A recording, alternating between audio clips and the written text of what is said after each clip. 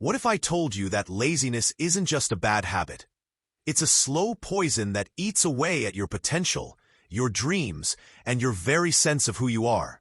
You know that feeling. You wake up with big intentions, but somehow hours slip away, and nothing changes. Days turn into weeks, weeks into months, and before you know it, you're left with a haunting thought. What if I had just started? The ancient Stoics believed that wasting time was worse than death. Because death ends your life, but wasted time robs you while you're still alive.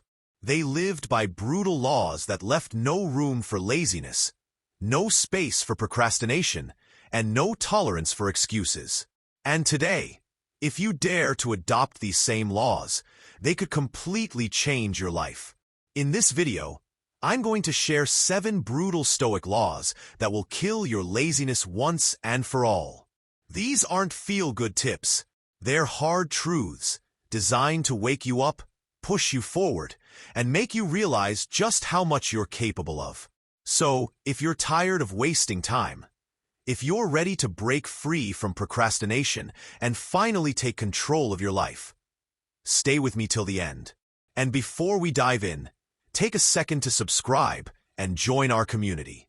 Not because I said so, but because this is where we uncover the wisdom that can change the way you live every single day. Now, let's begin. The Stoics were absolutely ruthless when it came to time. Seneca, in his letters, said, "It's not that we have a short time to live, but that we waste a lot of it." Think about that for a moment. You may feel like life is slipping through your fingers, like you don't have enough hours in the day. But the truth is, it's not the length of your life that matters, it's what you do with the time you already have. And laziness is the greatest thief of all. Every time you procrastinate, every time you hit snooze, every time you say, "I'll do it later," you're giving away the one resource you'll never get back. Money, energy, even relationships. These things can be regained, but once a day passes, it's gone forever. That's why Stoics treated time as sacred, as if each day were their last. Marcus Aurelius would remind himself every morning, "You could leave life right now. Let that determine what you do and say and think." So how do you kill laziness with this law? By treating each hour like gold. Imagine if someone deposited $86,400 in your bank account every single morning. But there's a catch. You must spend it all by the end of the day, or it disappears. Would you waste it? Of course not. Yet, every day, life gives you 86,400 seconds, and most of us spend them scrolling, complaining, or doing absolutely nothing. A Stoic doesn't wait for the perfect moment. They don't put off starting until tomorrow, because they know tomorrow isn't promised. They take action now, even in small steps. Want to read? Open the book. Want to work out? Do one push-up. Want to build a business? Send that first email. Action compounds, but only if you use your time. The brutal truth is this: laziness is nothing more than saying, "My time isn't valuable." The Stoics refused to live that way. They believed every moment was a gift, and the greatest disrespect you can show to life is to waste it. If you truly want to kill laziness, wake up every day and remind yourself, time is wealth, and you are either spending it wisely or throwing it away. Law number 2. Discomfort is the price of growth. The second Stoic law that crushes laziness is this: embrace discomfort. Marcus Aurelius wrote, "The impediment to action advances action. What stands in the way becomes the way."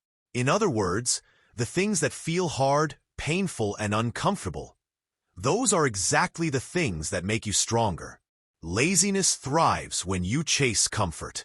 True growth begins the moment you step into discomfort. Think about it. Why do most people procrastinate? Because the task feels heavy, boring, overwhelming, or uncomfortable. Your brain is wired to conserve energy, so it seeks the easiest path. Netflix instead of study, scrolling instead of working, junk food instead of cooking. But here's the Stoic truth: Comfort is a cage, and if you always choose it, you'll never escape mediocrity. The Stoics practiced voluntary discomfort to train themselves against laziness and weakness. They would fast, sleep on hard beds, wear simple clothes, or walk barefoot. Not because they couldn't afford comfort, but because they wanted to remind themselves, "I don't need luxury. I can handle hardship." Seneca once wrote, "Set aside a certain number of days, during which you shall be content with the scantiest and cheapest fare, with coarse and rough dress, saying to yourself, 'Is this the condition that I feared?' Why is this so powerful? Because when you willingly step into discomfort, life's challenges no longer paralyze you. Work becomes easier because you've trained your mind not to resist difficulty. You kill laziness by proving to yourself that you don't need comfort to take action. You just need discipline. So how can you apply this today? Start small. If you don't feel like working out, do 10 push-ups anyway. If you don't feel like writing, commit to 1 paragraph. If you're scared of rejection, make that uncomfortable phone call. Every time you choose discomfort over laziness, you build inner strength. The Stoics knew that laziness is just disguised fear. Fear of effort, fear of failure, fear of pain. And the only way to kill that fear is to face it head-on. Discomfort is not your enemy. It's your teacher, your training ground, the fire that forges resilience. If you truly want to stop wasting your life, you must stop seeking comfort and instead train yourself to embrace the hard path. Because that's where growth happens. Law number 3. Control what you can, release what you can't. One of the greatest sources of laziness is paralysis. Being overwhelmed by problems and responsibilities that feel too big to handle. You know the feeling. Endless tasks pile up. Your mind spins with what-ifs, and suddenly you find yourself doing nothing at all. The Stoics had a cure for this. Focus only on what is in your control, and let go of everything else. Epictetus, the former slave turned philosopher, began his teachings with this simple but life-changing principle. Some things are in our control and others not. He divided life into 2 categories. The first is what you can control. Your thoughts, your actions, your effort, your choices. The second is what you cannot control. Other people's opinions, the weather, your past, even your eventual death. The tragedy of most people is that they waste energy obsessing over the second category and neglect the first. Laziness often grows from this very mistake. You sit there worrying about how things might turn out, or waiting for conditions to be perfect. And in the meantime, you take no action at all. But once you truly accept this Stoic law, you gain instant clarity. Why stress about the economy? You can't control it. Why obsess about what others think? Their opinions aren't yours to command. Why paralyze yourself with fear of failure? You can't dictate the outcome, but you can always control your effort. Here's how this law kills laziness. It simplifies life. Instead of drowning in endless variables, you ask one question. What is within my control right now? That question becomes a weapon against procrastination. You can't control whether your YouTube channel blows up, but you can control sitting down to script your next video. You can't control if you'll land the dream job, but you can control hitting submit on the application. You can't control how your body looks in 6 months, but you can control what you eat for your next meal. The Stoics remind us that action, not overthinking, is the cure for paralysis. And once you act, even in small ways, momentum builds. Laziness dies because your focus narrows. You are no longer wasting time on things beyond your reach. You are building a life within your reach, step by step, choice by choice. So ask yourself right now, what tiny, controllable action can I take today? It might feel insignificant, but remember, empires are built brick by brick. Focus on your brick, and release everything else. Law number 4. Purpose is stronger than excuses. If laziness is a disease, purpose is the cure. You've probably noticed that when you really care about something, when it touches your soul, laziness disappears. You can stay up late working on it, wake up early, push through discomfort without even thinking twice. Why? Because when you have purpose, you no longer need to rely on willpower alone. You are fueled by something deeper. Marcus Aurelius wrote in his Meditations, "If you are pained by external things, it is not they that disturb you, but your own judgment of them. And it is in your power to wipe out that judgment now." He believed the mind is most alive when it's aligned with reason and duty. In modern terms, when you know your why, the how takes care of itself. Laziness thrives in a life without meaning. If you wake up with no clear purpose, the temptation of comfort always wins. But if you wake up knowing exactly what you are working toward, whether it's building a family, writing a book, improving your health, or leaving behind a legacy, suddenly you don't feel like you're forcing yourself to act. You want to act. Purpose pulls you forward. The Stoics taught that your ultimate purpose is to live in harmony with nature and reason, to become the best version of yourself and contribute meaningfully to the world. That doesn't mean you need to have every detail of your life figured out. It means you need to ask yourself, what truly matters to me? And then align your daily actions with that. Here's a practical example. Let's say you want to get fit. If your reason is just, I want to look good, laziness will creep in when the workouts get hard. But if your reason is, I want to live long and healthy so I can play with my children, or I want to build discipline so I can succeed in all areas of life, suddenly your excuses look weak. Your purpose crushes them. Seneca once said, "If a man knows not to which port he sails, no wind is favorable." Without purpose, you drift aimlessly, wasting your energy on meaningless things. With purpose, every action, no matter how small, becomes meaningful.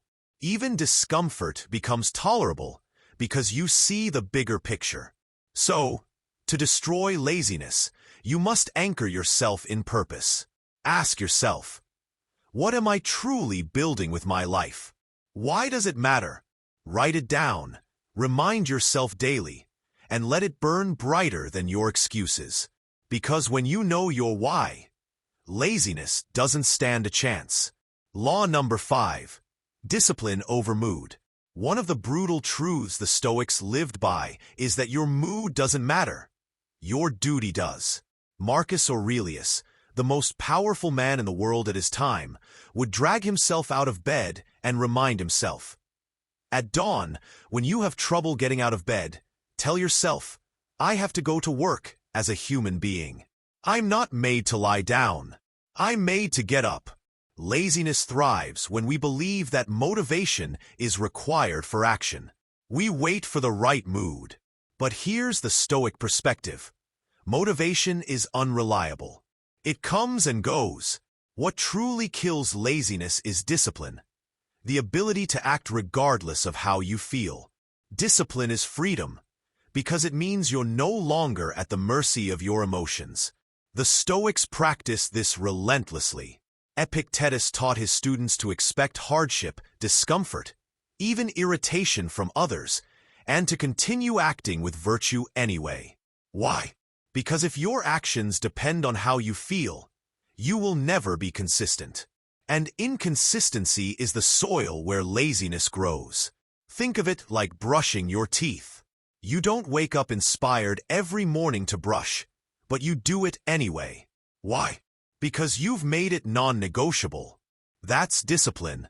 If you applied the same mindset to exercise, learning, or working on your dreams, laziness would evaporate. Discipline also creates momentum.